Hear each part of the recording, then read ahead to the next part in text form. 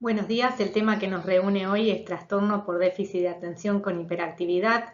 Mi nombre es Luciana Arancibia y junto con la doctora Anaí Luque, desde la carrera de posgrado de especialización en neurología infantil, preparamos esta clase.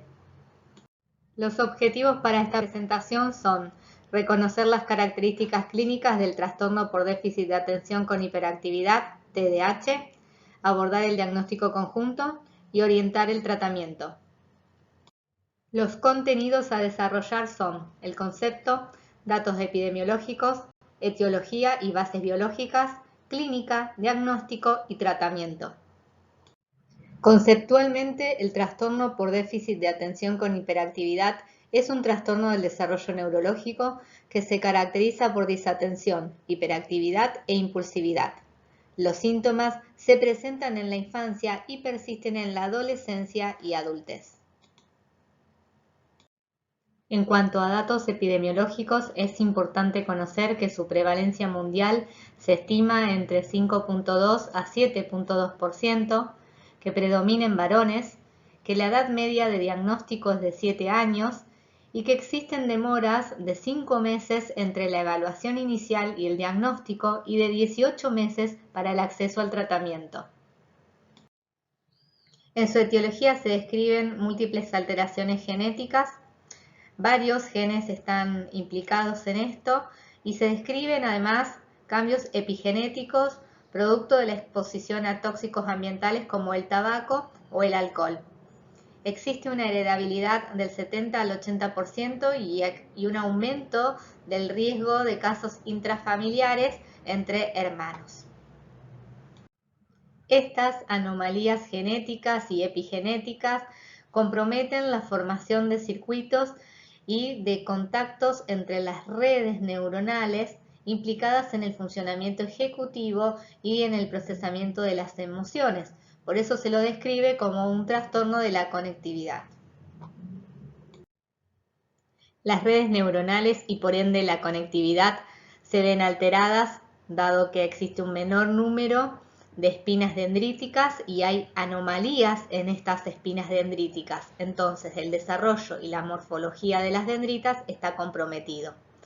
También están alteradas las proteínas de organización sináptica. Esto repercute sobre los complejos de adhesión celular y en la exposición de los receptores para neurotransmisores, dopamina y noradrenalina. Existe también compromiso de la plasticidad sináptica, porque hay daño en las proteínas que guían la unión para la sinapsis y hay un aumento de la permeabilidad de las membranas con alteración de los potenciales iónicos. Las estructuras principalmente comprometidas en este trastorno son aquellas que regulan las emociones y la atención, el circuito fronto-subtalámico, la corteza cingulada anterior y algunas regiones del lóbulo parietal intervienen en estas funciones. Las áreas implicadas en la actividad motora asociadas son las del circuito frontoestrial, el fronto-subtalámico, la corteza prefrontal y el área motora suplementaria. Y las estructuras implicadas en el procesamiento de la impulsividad son el circuito subtalámico y la corteza orbitofrontal. Hasta acá recorrimos aspectos conceptuales, datos epidemiológicos, etiología y conocimos cuáles son las estructuras cerebrales que están afectadas. Pero desde el punto de vista funcional es muy importante definir qué es la atención. Y la atención es el proceso cognitivo por el cual los recursos destinados al procesamiento de la información son distribuidos diferencialmente. En el modelo atencional de Posner, sabemos que hay una red de alerta que nos permite la atención sostenida, mantener nuestro nivel de conciencia en nuestro estado de vigilia, una red de orientación con atención selectiva, la cual nos permite localizar estímulos, escanear la información, y una red anterior en la que se procesa la atención ejecutiva, regulando la dirección y el objeto de la atención a través de las funciones ejecutivas. ¿Qué pasa entonces en el trastorno por déficit de atención con hiperactividad? Hay un déficit funcional en la red anterior y un desbalance en la función de la red de orientación, por lo cual es el entorno y sus estímulos externos los que dirigen la atención. DSM-5 nos brinda criterios clínicos para su identificación. En niños, 6 o más síntomas de inatención, hiperactividad e impulsividad durante al menos 6 meses, en un grado que no concuerda con el nivel de desarrollo y que afecta directamente las actividades sociales y académicas. Es necesario destacar que los síntomas deben estar presentes antes de los 12 años. Para adolescentes mayores de 17 años y adultos, un mínimo de 5 síntomas con afección de las actividades sociales, académicas y laborales. En este slide se detallan los síntomas pertinentes a inatención y en este slide se mencionan los síntomas respectivos a hiperactividad e impulsividad. Más adelante en la presentación vamos a ver con ejemplos e imágenes estas manifestaciones. DSM-5 describe 3 presentaciones identificadas de acuerdo con los síntomas actuales más prevalentes. La primera es la combinada, inatención, hiperactividad e impulsividad. La segunda es aquella en la que predominan los síntomas de inatención. Y la tercera es aquella en la que predominan los síntomas de hiperactividad e impulsividad. En la presentación combinada observamos cómo el paciente falla en prestar atención a detalles, se distrae con facilidad ante estímulos externos, interrumpe y es incapaz de jugar tranquilamente. En la presentación con predominio de síntomas de inatención, observamos que evita y se disgusta ante el inicio de tareas, hay dificultad para seguir instrucciones, no termina las tareas, no puede mantener la atención y olvida actividades cotidianas recreativas. En la presentación con predominio de hiperactividad e impulsividad, se levanta en situaciones en las que se espera que permanezca sentado, responde inesperadamente, le es difícil esperar su turno y corretea o trepa en situaciones en las que resulta poco apropiado. Es un trastorno crónico. Conocer su curso clínico nos permite saber cuál es la predominancia de síntomas en cada etapa. Entre los 3 y 4 años predominan los síntomas de hiperactividad. Entre los 5 y 8 años los de inatención, hiperactividad e impulsividad. Y entre los 12 y 18 años predominan los síntomas de inatención. Es importante destacar que existe un 40% de adultos que manifiestan el trastorno en esta etapa.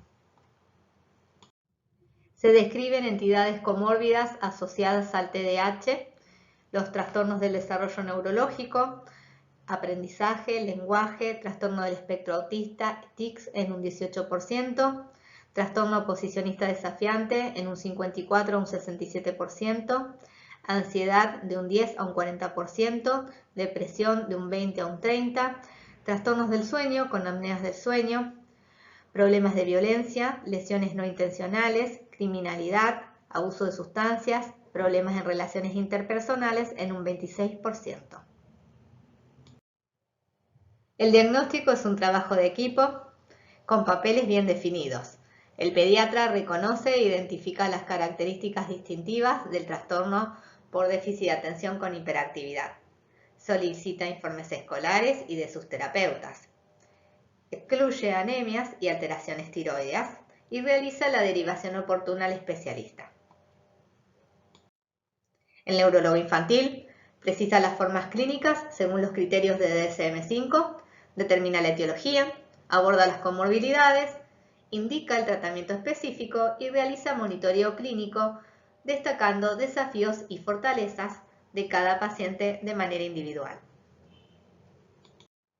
El diagnóstico es clínico, hay datos, guías de orientación como pobre rendimiento académico, trastornos de conducta en la escuela y en el hogar, que nos permiten identificar síntomas y signos.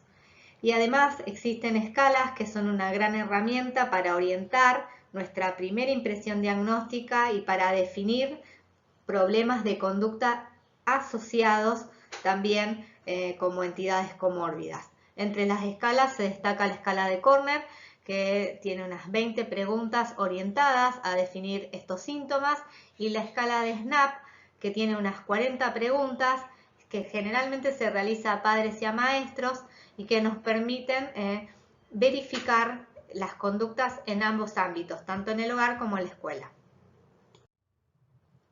En cuanto al tratamiento, es muy importante destacar el trabajo en equipo entre los médicos, los terapeutas, los padres y el paciente. Y el objetivo del tratamiento debe estar centrado en resolver los problemas que enfrenta el paciente de manera cotidiana.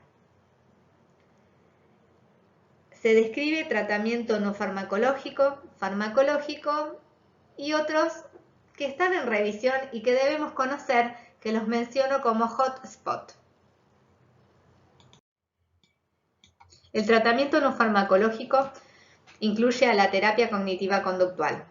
Es un programa de entrenamiento atencional y de modificación de conductas planificado de forma individualizada, considerando las fortalezas y las debilidades de cada paciente. Está organizado de manera jerárquica, con complejidad progresiva. Está ejecutado tanto en el espacio terapéutico como en el hogar por padres y cuidadores. Está fuertemente recomendado por expertos y presenta evidencia de clase A.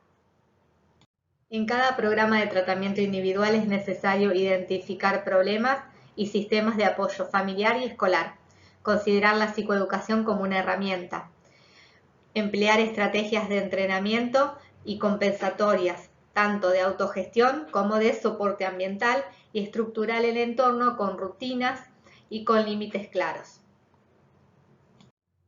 Existen objetivos comunes en cada programa de tratamiento individual en la terapia cognitiva conductual. Estos son disminuir las interacciones perturbadoras, disminuir la impulsividad y aprender a atender.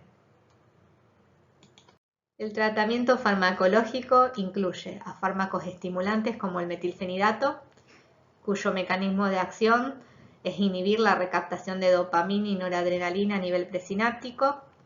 Las dosis varían en función de la edad y de las presentaciones comerciales disponibles, y es de destacar la presencia de efectos adversos en más del 10% de los casos: cefalea, insomnio, irritabilidad, menos del 10% anorexia, hipertensión arterial, labilidad emocional, arritmia, dolor abdominal, diarrea, epilepsia, y menos del 1% hematuria, urticaria, tics, crisis epilépticas, y son raros angioedema o leucopenia, pero pueden estar presentes. Los fármacos no estimulantes también pueden ser utilizados. La tamoxetina es el que más se utiliza y es de elección ante comorbilidades como ansiedad y depresión. También se elige frente a la falta de respuesta o ante efectos adversos al metilfenidato. Su mecanismo de acción es inhibir de manera selectiva el transportador presináptico de noradrenalina con una mínima afinidad sobre otros receptores noradrenérgicos o sobre otros transportadores de neurotransmisores. Generalmente se inicia con una dosis única, pero se incrementa de manera semanal en función de la respuesta. Los efectos adversos varían, aunque se describe irritabilidad, insomnio y daño hepático. Los pacientes bajo tratamiento farmacológico requieren de un seguimiento periódico, con controles cada 3 meses, y seguimiento pediátrico exhaustivo del peso, la talla, los hábitos y la tensión arterial. Adelantar el control neurológico en caso de destacarse la presencia de exacerbaciones de conductas disruptivas o ante la sospecha de comorbilidades no diagnosticadas. La medicina basada en la evidencia es el paradigma para la toma de decisiones en la práctica clínica. Al momento del tratamiento y de aspectos que están en constante ebullición desde el punto de vista social, es muy importante considerar qué evidencia apoya estas conductas. Con respecto a las dietas, ¿podemos recomendar el consumo de productos orgánicos? Sí, la evidencia es suficiente. Sabemos que los productos con plaguicidas desencadenan efectos nocivos sobre el ADN con cambios epigenéticos. ¿Podemos recomendar la restricción de azúcar o la exclusión de colorantes artificiales en los alimentos? La evidencia por el momento es contradictoria. La restricción de gluten está recomendada en aquellos pacientes que presentan celiaquía.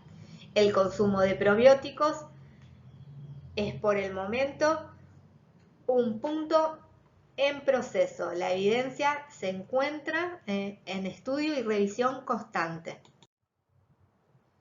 Con respecto a micronutrientes, es muy importante destacar que la evidencia es contradictoria con respecto al tratamiento en TDAH sin la presencia de una comorbilidad. La evidencia avala el uso de suplementos de micronutrientes en aquellos pacientes que presentan una comorbilidad demostrada, como por ejemplo el déficit de yodo. Existe evidencia clara con respecto a excluir el plomo de cualquier estructura presente en el hogar, y con respecto a productos plásticos está demostrado que existen cambios epigenéticos en el ADN en pacientes que a posteriori manifiestan clínica compatible con TDAH, por lo cual limitar el uso de estos productos es clave. Desde la botella de agua hasta el recipiente que utilizamos para contener la comida o para calentar en el microondas deben ser excluidos.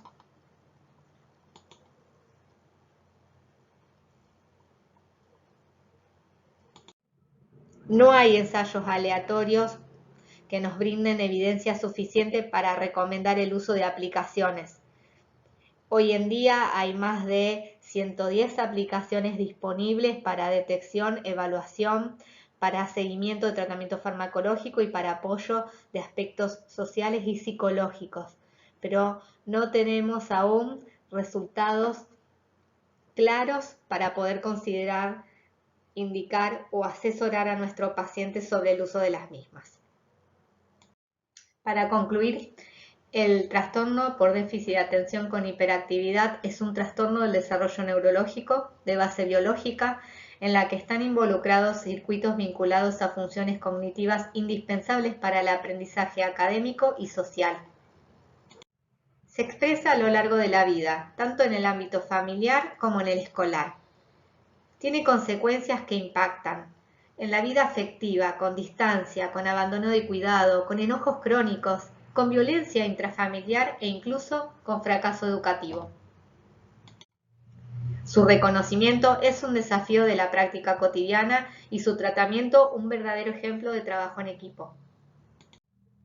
Esta es la bibliografía que utilizamos, bastante extensa, y les agradecemos por su atención.